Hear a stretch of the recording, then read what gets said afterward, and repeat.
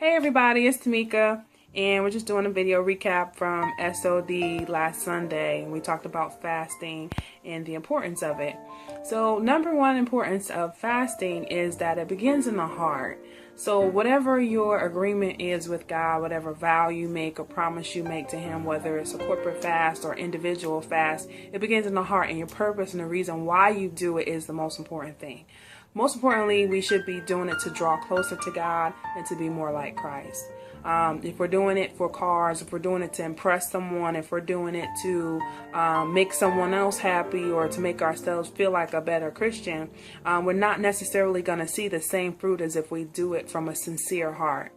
And we talked about that in Matthew chapter 6, verse 16 through 18, where Jesus spells out the different ways that religious people back then, changed their face or looked sad, and they openly or physically showed evidence that they were fasting to get approval by man or by people.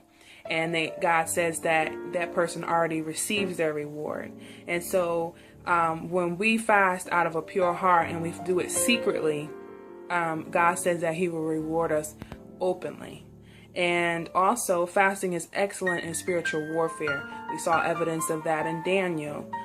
Fasting increases the power that is necessary to get a prayer through and to overcome different spiritual principalities and powers. Fasting increases your ability to see and experience dreams and visions and signs and wonders. We saw that in the book of Daniel. Pretty much chronicled all those different events and visions and dream interpretations that Daniel did, and a lot of that had to do with his fasting. In Daniel chapter 1,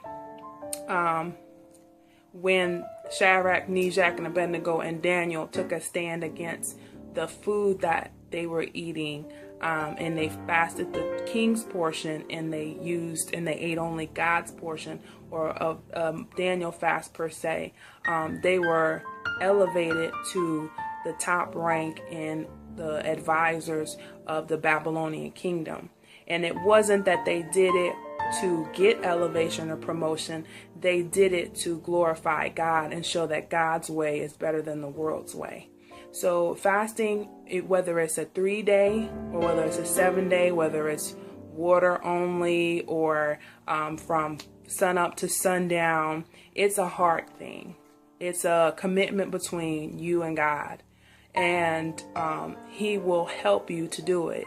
Whether you're doing a 40-day fast, it's something that the Holy Spirit and God, He supernaturally empowers you to do. And so be encouraged. It's an awesome experience. And we talked about the different experiences that we had with fasting and some of the signs and wonders and miracles that God did even in our relationships with one another. So be blessed. Give it a try. And if you're already fasting, enjoy it and do some